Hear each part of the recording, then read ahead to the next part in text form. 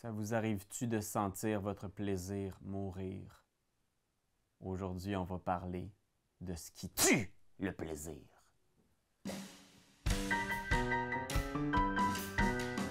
En jeu de rôle, normalement, c'est censé être amusant.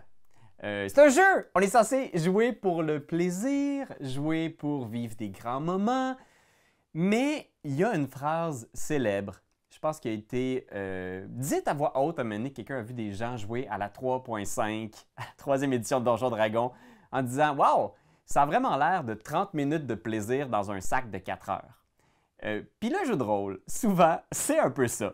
On va jouer 4 heures, mais dans ces 4 heures-là, parfois, on perd notre plaisir. Notre plaisir meurt comme joueur.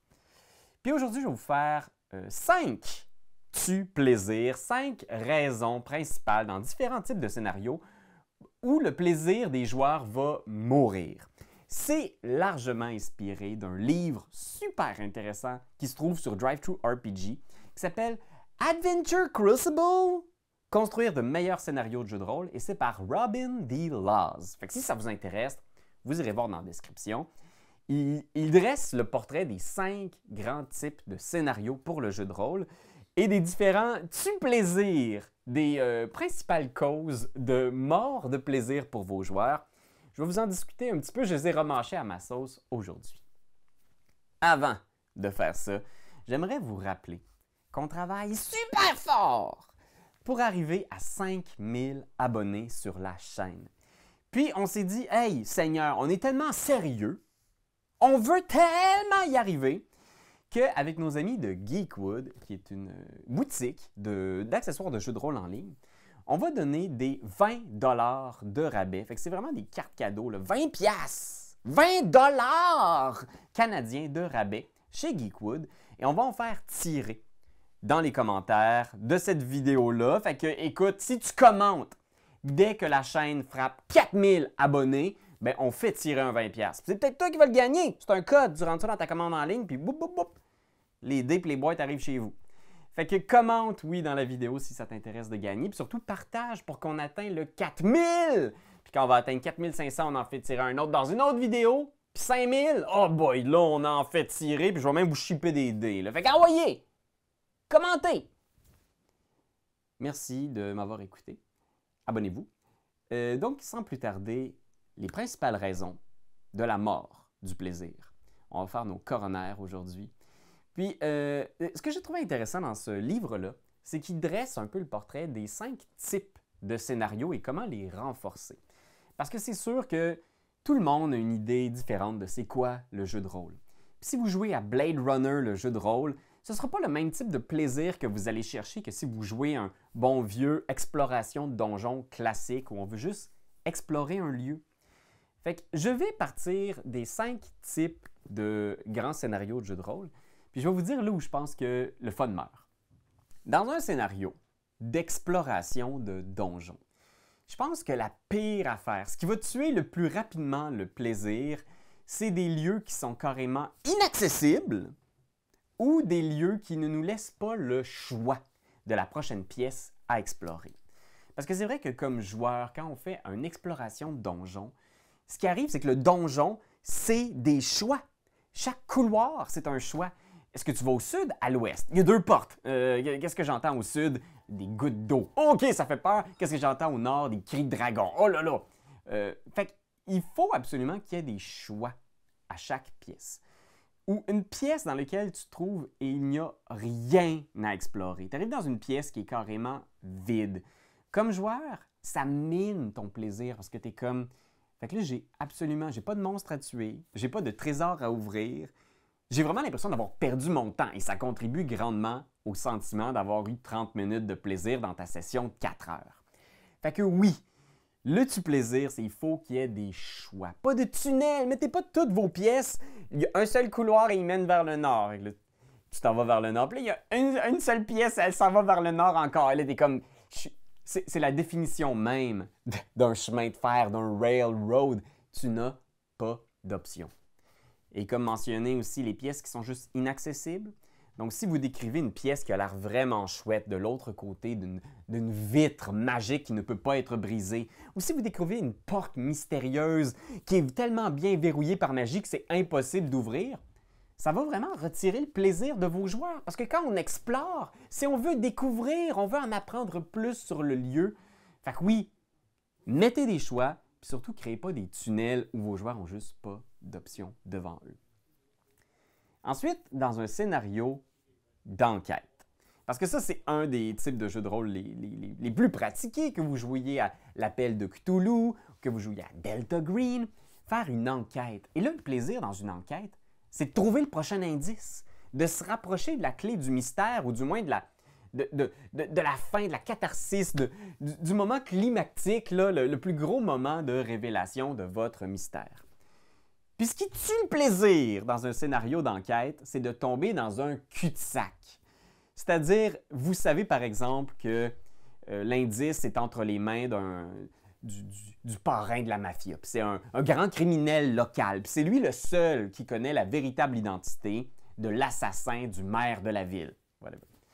Puis là, à cause que vous rentrez dans le bureau du parrain, il sort son fusil, tout le monde se met à se tirer, puis là, vous tirez le seul et unique témoin. Et là, votre maître de jeu vous dit, mais là, vous venez d'assassiner le seul témoin. Donc, vous ne connaîtrez jamais la vraie identité de l'assassin. C'est plate. Ça, pour vrai, pour avoir été dans quelques scénarios comme joueur d'enquête où tu aboutis dans un cul-de-sac, tu n'as pas idée à quel point tu as l'impression de perdre ta soirée, que tu as fait toute cette session de jeu-là, puis c'est ça ton anane, c'est ça ta récompense, c'est de l'information, c'est des indices. Puis le maître de jeu te dit, non, là, vous êtes vraiment tombé dans un cul-de-sac, là, parce qu'il n'y a vraiment rien.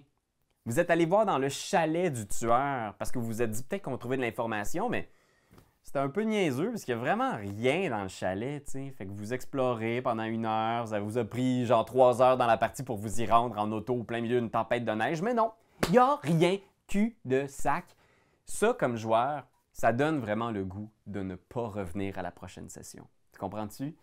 C'est le bonbon, c'est la récompense. Fait qu'il faut donner des indices et il faut surtout que si vous créez un scénario d'enquête, que vous vous assuriez que les indices peuvent se trouver dans une multitude de lieux, que plusieurs personnages détiennent la réponse. Puis même si vous, dans votre préparation, vous vous êtes dit « Non, non, non, il y a un seul témoin, puis c'est lui. » Puis il arrive de quoi à ce témoin-là? Parce qu'une partie de jeu de rôle, c'est ça, c'est du chaos. Hein?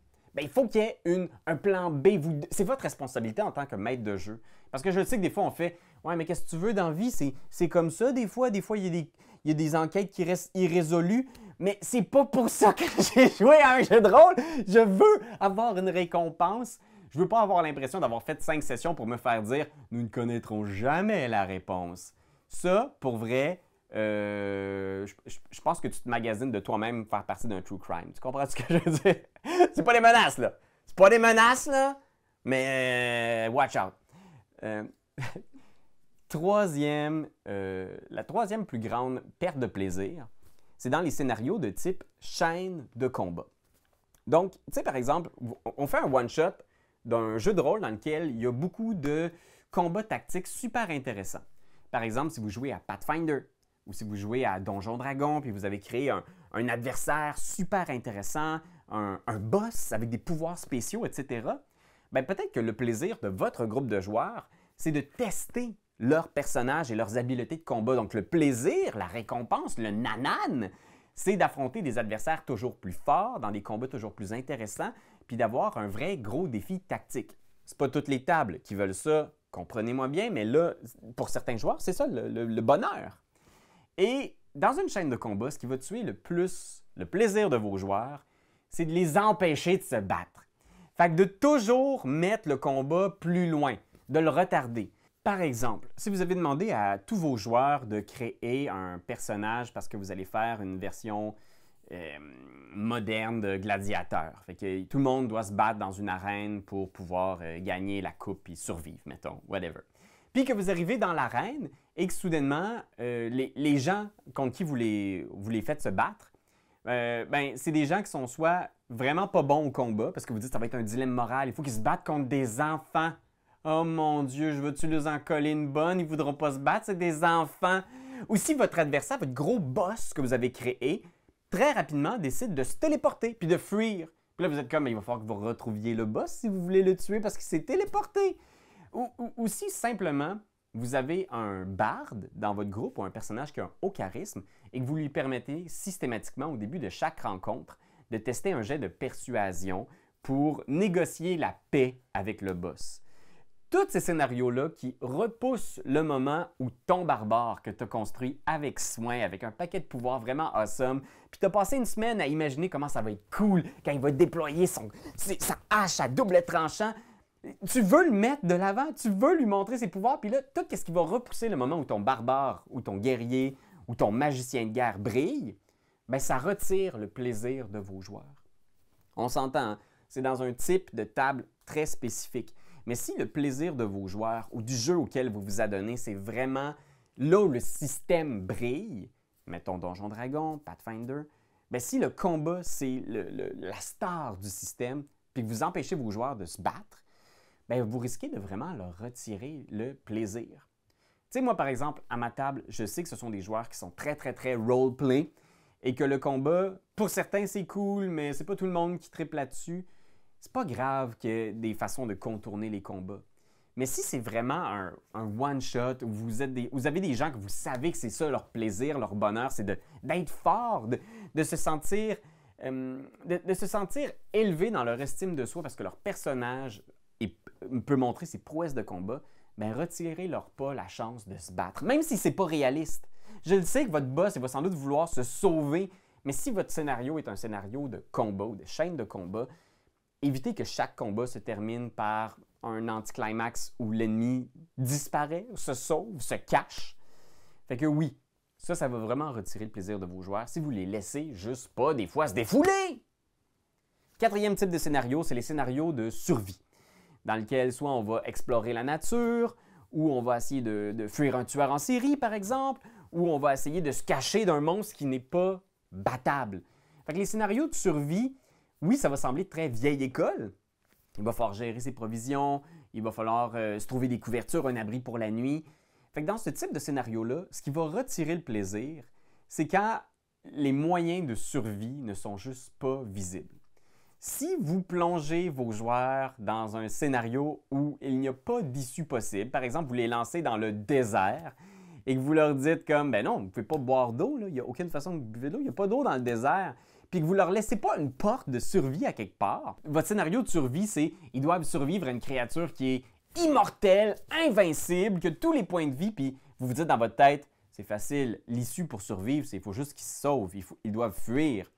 S'il y a une seule et unique option possible à votre scénario de survie, puis que les joueurs n'ont pas d'indice pour trouver c'est quoi cette façon-là qu'ils vont avoir de survivre, bien vous leur gâchez complètement le plaisir. Moi, j'ai souvent été dans des parties où j'ai l'impression que le maître de jeu voulait nous donner un gros défi, mais que nous, comme joueurs, on avait l'impression de jouer avec un enfant de 6 ans qui a juste ouvert le livre du monstre à la page avec le monstre le plus fort. Puis qu'après ça, il nous regarde en faisant comme « Vous n'avez pas été très bon, hein? Vous êtes vraiment mort. » Là, je suis comme « Ben, j'ai pas l'impression qu'on a travaillé ensemble pour créer une histoire de survie intéressante. » Il faut faire ça. Il faut vraiment être prêt à collaborer. Puis un scénario de survie ou un scénario difficile ne veut pas nécessairement dire enlever toutes les chances aux joueurs d'y arriver. C'est comme un escape game. Vous devez donner des indices. Vous devez penser, vous devez vous mettre à la place de vos joueurs puis vous demander, y a-t-il des leviers intéressants? Est-ce que je peux leur donner des petits indices de vous voyez au loin une silhouette, une forme, ou vous savez que dans ce type de désert-là, certaines plantes abritent. Il faut vraiment être prêt à donner des indices ou à être ouvert au compromis puis à accepter les compromis créatifs de vos joueurs. Okay? Fait que les scénarios de survie, le pire que tu peux faire dans ce genre de scénario-là, c'est de créer un scénario où il n'y a juste pas de façon de survivre. Et le cinquième type de scénario, ce sont les scénarios d'intrigue. Intrigues très larges, là, ça peut être des intrigues politiques, ça peut être des intrigues sociales, ça peut être comme des scénarios où on joue des adolescents, par exemple, dans une école. Pensez à Kids on Bikes, par exemple. Fait que dans les intrigues, la façon, on va souvent avancer en négociant avec les gens, en apprenant à découvrir des personnages. Fait que c'est comme une exploration de donjon, mais le donjon est intériorité. On s'aventure en découvrant les relations entre les divers personnages. On s'attache, on apprend leurs forces et leurs faiblesses. Puis la pire affaire à faire dans un scénario d'intrigue, c'est de mettre devant les joueurs un partenaire de négociation qui n'est pas atteignable ou qui ne veut pas négocier. Si tu te fais dire, par exemple, un scénario à la Game of Thrones, puis tu es comme la seule personne qui peut vous entrer dans la ville, c'est le chef de la guilde des marchands. Puis c'est comme, parfait, est-ce qu'on peut avoir un rendez-vous avec lui? Non, il est parti hors du pays. Vous comprenez à quel point, genre, pour un joueur, ça, c'est frustrant. Tu as créé un personnage, tu as appris l'univers, tu apprends les relations entre les divers personnages que ton maître de jeu t'a créés, et tu retires la possibilité pour les joueurs de jouer avec ça. Tu leur enlèves leur jouet. C'est ça, il ne faut pas faire ça dans un scénario d'intrigue. Puis même si je sais que le réflexe réaliste dans notre tête, c'est de se dire, ben le roi, il y a d'autres choses à faire. Là. Réalistement, le roi, il vous rencontrerait jamais, là, il vous parlerait pas. Là. Vous êtes des rats pour lui. Comme... Je le sais, mais moi, ce que j'ai envie, c'est pas de recréer un moment de ma vraie vie où je m'engueule avec le ministère pour pouvoir avoir un rendez-vous avec un humain. Je veux jouer! Mais pour jouer, il faut négocier. Il faut avoir devant nous un partenaire avec qui on peut faire du roleplay. Fait que oui, même si ça va à contre-courant de votre instinct, laissez les joueurs négocier avec les personnages importants s'ils ont besoin de faire avancer leur quête en parlant au roi. Donnez-leur le roi, mettez des obstacles sur leur chemin, mais ils doivent pouvoir toujours rencontrer leur partenaire de négociation. Sinon, c'est pas le fun. C'est ça qui est le fun, c'est de négocier. Fait que voilà Internet. Ça, c'était mes principaux obstacles au plaisir dans ces différents types de scénarios. Vraiment, j'ai trouvé ça super intéressant, la façon dont c'est présenté dans des Adventure Crucible. Fait que vous, c'est quoi selon vous les pires façons de retirer le plaisir aux joueurs? Vous, comme joueur, c'est quoi la chose qu'un maître de jeu peut faire qui vous donne tellement l'impression de perdre votre temps à la table? N'oubliez pas qu'au final, c'est souvent ça, hein? C'est juste de tomber dans un cul-de-sac. Fait qu'oubliez jamais de laisser des options à vos joueurs, de vous laisser surprendre, d'être flexible, de sortir de nos idées préconçues de maître de jeu. Là, des fois, on a fait notre histoire, là, on sait dans quoi ça va s'inscrire, mais les joueurs vont nous surprendre, puis il faut se laisser ouvert à ça, parce que c'est aussi leur chance d'avoir du plaisir. Fait que voilà Internet, merci d'avoir écouté, puis je vous souhaite beaucoup de plaisir dans vos parties de jeux de rôle. Le fun, c'est sérieux!